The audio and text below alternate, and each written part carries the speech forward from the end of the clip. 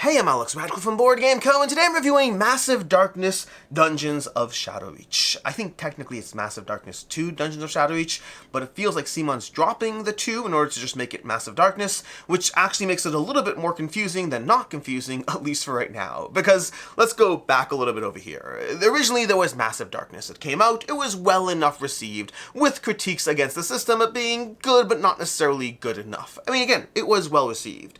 Then they came out with Massive Darkness 2 Hellscape, which was very well received across the board. Well, across the board implies everyone. A lot of people really liked it. It was generally considered to be a massive improvement over the original Massive Darkness. And now we're here with Massive Darkness 2, well no, Massive Darkness Dungeons of Shadowreach, which technically is compatible-ish with both systems if you have the upgrade pack from the original Massive Darkness, but really is more compatible with Massive Darkness 2 Hellscape, while still very much being a stand on its own dungeon crawler, just called Massive Darkness Dungeons of Shadowreach. So hopefully that kind of brings you up to speed. Speaking of bringing you up to speed, let's cover a few things first before we dive into my actual thoughts. Number one, this is a prototype. Rules and components subject to change. Apologies for the messiness of all this. It is a messy game to manage. Number two, I'll have a link to the crowdfunding campaign down below, so you can go ahead and check out this game and find out more about the campaign, the pledges, all of those usual things. Links to all that down below. And then number three, depending on whether you know my own thoughts on Massive Darkness already or not, the way you to, I guess, approach this video is if you already know my overall thoughts on Massive Darkness 2, I guess, again, that 2 is confusing, and or you already know enough of Massive Darkness 2, I will be telling you about my thoughts about the new content in this expansion over here. I will be doing a very brief overview of what Massive Darkness 2 is. If you want more information around Massive Darkness, again, 2 or 1, it is so confusing. CMON, why did you do this to me? But if you're looking for my primary thoughts around this system, let's call it this system, check out my review of Massive Darkness 2 Hellscape, and then pop back here and check out the timestamp of the new content and all that, because I'll be talking about the new content, which is primarily heroes, scenarios, enemies, and then difficulty modifications. That's a big one that you're going to want to pay attention to.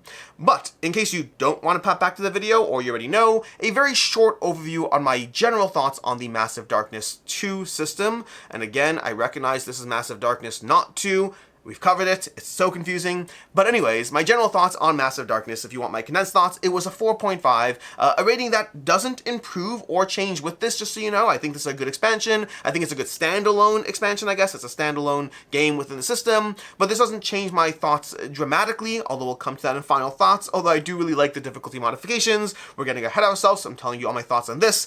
Going back to Massive Darkness 2 Hellscape, my overall thoughts is it's a 4.5. I really enjoy it as a dungeon crawler, primarily because it has the simplicity of being a good old dice-chucking dungeon crawler with highly asymmetric heroes. The main appealing element of Massive Darkness 2 was the fact that every hero functionally had their own little minigame. You want a little bag building? There's a character that had bag building. You want Push Your Luck? Oh my gosh, Push Your Luck was one of the most fun characters in the game. You want these little portals you throw down on the board so that other characters can go into those portals and benefit from the, not portals, the little little pools of benefits you throw them. You want a Necromancer, you want all these different classes that all had their own little mini games of how they operate, and so every character provided a very unique flavor to the game. You don't like one of them? No problem. There's a bunch more you can try. Between the base game, the expansions, there are so many classes of characters you can dive into, all with their own unique way of operating. And by unique, I mean unique. We're not talking about a small difference between one character or another, where the stats are different and they have different weapons. We're talking about fully different ways of playing those characters that are generally around a page of rules or so, sometimes two, meaning it's not so much to be overwhelming, but it's enough that there's some real meat to the differences between the characters. Combine that with a giant pool of enemies, a giant pool of roaming monsters. Think of the roaming monsters as the mini-bosses you're effectively fighting against. Combined with the ultimate bosses that all have their own little track of their own process of what they're doing over here, and you just have a lot of variability to the system, but it all boils down to a system in which you are gaining experience, facing off against enemies, rolling lots of dice, powering up with gear and abilities, all while you take down a wide degree of different things, which are going to be different scenario to scenario. And overall, it's just a good time. If you watch my review of it, my biggest complaint against it is the fact that I do find that the difficulty scaling around player counts was not necessarily consistent across the board. I did find different player counts would have different degrees of how balanced the game was, and depending on the player count you're playing at. Because of that, there are house rules I would utilize. I'll try, if I remember, I'll try to find a link on BGG to the house rules I've mixed in order to modify the difficulty around making the game a little harder. I've still had fun with it, but especially if you're playing at lower player counts, it's a little too easy sometimes, and you do need to adjust the difficulty to make it a more challenging experience. That is a kind of short summation of my overall experience of Massive Darkness 2 Hellscape. This, like I said already, is Massive Darkness, whatever number we want to call it, Dungeons of Shadowreach, and it's trading off the theme of Massive Darkness 2, which is very much the angels versus demons, and it brings it into a more traditional dungeon crawler theme, while bringing 95% the same of what Massive Darkness 2 brought to the table, with the addition of new content, and then rules around difficulty modifications. There might be some other things I missed, but those are primarily the main differences I'm seeing over here. And to that end, let's talk about those things. And let's start with the new content over here. Because new content-wise, we have several things. And keep in mind, this is a prototype. I do not have access to all the new content there is. And I don't just mean expansions. I mean, even my core box is a prototype with not as much content as there will be in the final box. I don't even have access to all the core box heroes. So my opinions over here are based on what I've gotten to experience, which is a sample of the core box over here. But to that end, the roaming monsters are good, but honestly, I have so much Massive Darkness 2 content that I can't say I massively appreciated the extra degree of variety. The monsters are cool. There are new conditions, I'll say that. There's some new conditions in the game, and that gives you new opportunities for these roaming monsters, or any effects in the game for that matter, to afflict these new conditions on you, and to give you, the player, either additional challenges or just ways to be slightly different in what the game is bringing to the table. So I like the roaming monsters, but again, I don't know if I felt that I needed more, given how much content I have for the game already. That's equally going to be true for the general enemies you're fighting off against. I have all of Massive Darkness 2, and I have all the original Massive Darkness with the upgrade kit that made it compatible with this new Massive Darkness 2 system. Again, not necessarily Massive Darkness. I keep feeling the need to clarify that because I'm trying to be consistent in what makes sense versus respecting their terminology, and it's just making things more confusing. So I'm just going to call it Massive Darkness 2 for the rest of this video, but you hopefully know what I mean. Anyways, there's additional new content over here, so the new enemies, the basic new enemies to fight off against over here, and that's, again, it's nice to have, as well as all the various treasures, common, rare, epic, the various mob items you're going to gather. There's a lot more stuff in the game that you have access to, and just in terms of variety of stuff, but again, I don't know if I want to say that improved my experience. If you're coming in as a new player to the Massive Darkness 2 system, this is a great starting point. But so far, if you're trying to weigh it up as, do you need this content if you already have all of Massive Darkness 2, or even a core box of Massive Darkness 2, well, honestly, if you just have a core box, this might represent enough for additional variety. But so far, all this stuff is nice to have, but if you have a lot of Massive Darkness 2 content, this is far, far, far from necessary. That's even going to translate to the ultimate bosses. Again, if you have a lot of Massive Darkness 2, this is just more. There's a lot of more going on in this game, but right now, more is great if you are a new person and you're looking at this as your entryway to the system. More is also great if you particularly want this theme over the other. I know that many people didn't really resonate with the Angels and Demons theme, either for religious reasons or just personal preference, and so there are some people who might just be more pulled in by a slightly more traditional dungeon crawler theme, as opposed to the complete chaos and madness that Massive Darkness 2 had, including giant pink teddy bears. Yes, that was an expansion to Massive Darkness 2 Hellscape. Very, very adorable little teddy bears and cherubs and just Candyland all over the place as they try to kill you. Getting off topic. Anyways, so far, all of this is just more content. But let's focus on the things that might make this more compelling. What reasons there might be to go ahead and gather this, because the two main things, for me at least, are going to be the new heroes and then the difficulty modifications. Those are going to be the two main things as far as the new content goes. Because more content is great, but it's not necessarily essential. It's just a good thing to know about if you are starting off with this for the first time, or if you just really, really are that completionist and want everything. But let's talk about the new heroes so far, because I've only gotten to play as 4 of the 6 new heroes, and yes, I have played all 4 of the heroes that I have access to, and to that end, we have 6 heroes. Let's talk about those 6 heroes and briefly tell you how they operate, just a short little overview of what they do. The 2 I have not gotten to play as, one of them, by the way, is the one I most want to play as, and the other one I'm very uncertain how will impact the experience, but that's going to be the Assassin and the Chronomancer. The Assassin is a character that lives in the shadows. What he does, effectively, is he can save up shadow points. So Massive Darkness, a big principle of it is the idea that when you're in the darkness, you can roll this extra darkness die and benefit from effects of it. Sometimes that's going to be true of enemies as well, who benefit from being in the darkness. There'll be a lot of things that affect whether you're in the dark or not in the dark in the game, but generally being in the dark can be more powerful. The assassin in particular can live in the shadows and save up those darkness points and be able to pull off stronger abilities by being able to cash in that darkness when it best suits them. So it's a very interesting character. I really wanted to play it as the assassin. Unfortunately, it's one of the 2 characters I don't have access to, but I will say I'm very excited about it based on what I've seen just reading the rules, although you can do that as well. I don't have any hands-on experience over there.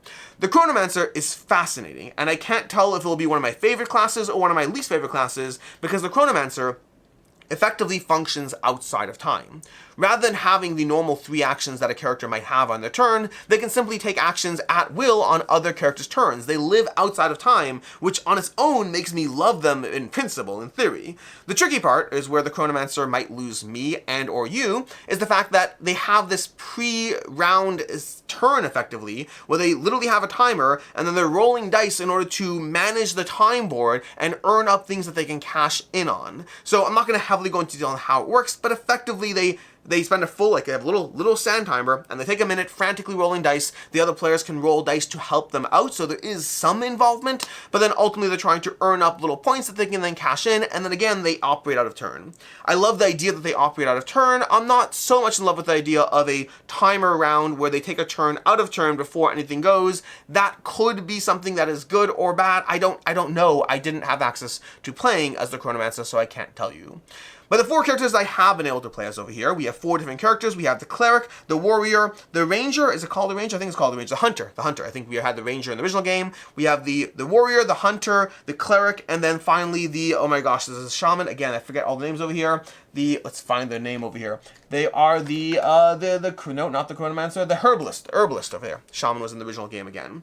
Let's talk about those from my least favorite to my favorite over here. And the Herbalist is actually Herbalist. The Herbalist is my least favorite over here, and they basically are planting various goods as the game goes on. They're going to have their own little board where they get to plant various tokens on the board in order to harvest them later. Those tokens are going to be traded in for potions you make across the course of the game. You'll have minor potions, and then you'll have a greater potion as well. And those are going to be different potions that at first you don't know what you're getting, but once you make a potion for the first time, you uncover it, you see what it is, and then you can continuously trade in these herbs in order to go ahead and make more of those potions and utilize those potions for your favor and for your group's favor.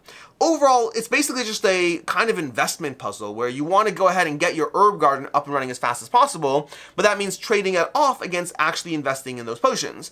I like that part of the game. The part I don't like is the Herbalist inherently lives on the idea that you're trading in these resources on a regular basis in order to get them back, these potions. And I generally am someone who likes saving things up, so if I'm not sure if I need it, I don't want to cash it in, and their entire thing is kind of building potions and then trying to trade them in. So it functions well as a class. The little puzzle of the economy of it, it's not a super advanced puzzle. It's basically just plant herbs, go ahead and get them, and then of course utilizing your skills. All characters have their own deck of skills that makes everything they do stronger, and as you level up you get to take cards from those skills. But overall, the puzzle's fine. I just don't think that class as much resonates with my personal preferred playstyle. From there, we're going to have, I want to say, this is tough. I want to say the Hunter, because all the other 3 over here I do like a little more. The Hunter, I think, is my next favorite over here. I guess let's call it my next favorite. Because the Hunter effectively has a pet. Now, right now in this prototype, I only have access to the Groundhog, but you might have access to different pets that you can go ahead and utilize, and these are your assistants in the game, and you have a different pool of actions as far as how you operate using your movement and your healing amongst your pet and yourself. And your pet, this giant Groundhog over here, gets to wander around the board, and you get to work together with your pet in conjunction, but also as the Hunter, your starting skill is the ability to effectively set targets on enemy characters. Targets that will help when your pet and or other characters are attacking that. And then as you build through your pool of skills, you're improving the way, well again, you can pick and choose what you want, but you're often improving the way enemies interact or heroes interact with your targets. So I think that this is my third most favorite because it doesn't feel necessarily strongly innovative as far as how it works. You have a pet, which is a fairly common concept, and then you have a mark. Both of those are fine. I don't know if I felt the cleverness of the little mini game that they're playing. I still enjoy them though. There's a lot of teaming up with your pet and trying to figure out how you want to build your character, because as your pet upgrades, you're also going to have access to a pool of pet abilities that are going to be specific for them. And so the combination of your hunter and the pet you choose to use, again, I only have access to the one pet right now, that does produce a fun degree of teamwork with yourself as you play. I just don't know if I found the overall system that innovative, but it still works well as far as how the hunter operates as a character. From there, from the characters I have access to, the next one is going to be the warrior. Now the warrior is an interesting one because the warrior inherently is a jack of all trades, and depending how you play it, could be a master of some or possibly none. You see, you have different attack styles in the game. You're going to have these cards that represent these different attack styles, and you have these tokens that as you level up, as you take different actions, you're going to be moving your tokens up further and further, unlocking further perks on these styles. So as you move a thing to the next level, you get to go ahead and move this up, so now you're benefiting from different levels depending on what gear you're utilizing. You see, you have attacks with shields, with melee weapons, with two-handed weapons, and with ranged weapons. And as you do more and more attacks with that thing, you get stronger and better at that particular class you're using. So effectively, the warrior is literally a character whose entire design goal is to have as many weapon types as possible, and then either be really good at one or two of them, or possibly spread their focus but have a lot of flexibility as far as how they operate within the dungeon. They can even utilize magic weapons as well, depending on the skills they use. There are some skills that reference magic items, so even though they're not primarily a magic wielder, they possibly can have access to literally any weapon. You want to pick up a piece of gear, it's guaranteed to be beneficial depending on how you build your warrior. I appreciate the multi-classing aspect of how this character operates. I like the idea of having something that gets stronger and stronger. You know, if you want to be really, really good at melee weapons, at these two-handed melee weapons, you can just power that up and not worry about the rest. Just get to the end and aggressively pursue those two-handed weapons as strongly as possible. Alternatively, if you focus very heavily on your shields, you can become an actual powerhouse in defense, utilizing shields more aggressively as a weapon, but also really building up a defensive structure where you can use a lot of skills that you earn in order to just sit there as a shield wall for your team. I like the fact that the warrior can be played very differently as you go through it, and they're effectively a well-rounded character that you get to decide, often based on the gear that you're acquiring, how you want to play that character. And again, you can build up and utilize your skills as you go that give it a lot of just building it to your own preference. It has a lot of replayability in the way you approach this character. And again, different classes will. You're going to have the herbalist is going to have different potions each game. The hunter has possibly different pets to play with. The warrior has different play styles they can go with. Every single class gives you a lot of replayability. Which brings us to the Cleric. Now, the Cleric is my favorite from this. I do think the Assassin is likely to be my favorite, but I haven't been able to play that. But the Cleric effectively has a little bit of an Arc Nova minigame. And if you don't know Arc Nova, don't worry, this will make sense pretty quickly. But basically, what you do over here is you're going to have your skill. You're going to be basically picking from 3 decks of cards as far as what type of god cards you're utilizing. Then you're going to randomly shuffle them up and deal over here. And I will note, I actually have one from a different class over here, and that's because of the starting skill that I utilize, where I can basically shuffle in a different card from another class to be able to give myself more flexibility. Don't worry too much about that, but right now, we have these 5 actions in the game. Now these actions, what you can do is you can spend mana, 2 mana, to activate any of these 4 cards. And when you do so, you're going to activate the card. This one gives me additional attack, where X equals 2, X equals 1, 1, 2, and 3. In this case, I get an extra 2 damage attack, and then I get to slide this down over here, and the other ones move up, and I can't use it in its first slot, which means I'll need to use a different skill in order for this to bump up, but even so, now X is only 1. Basically, there's a timing mechanism of how you utilize your skills. If you use your skills at the peak timing of them, you can basically get a max level 3 skill on each of these, where you get extra movement for 3, you get extra healing for 3.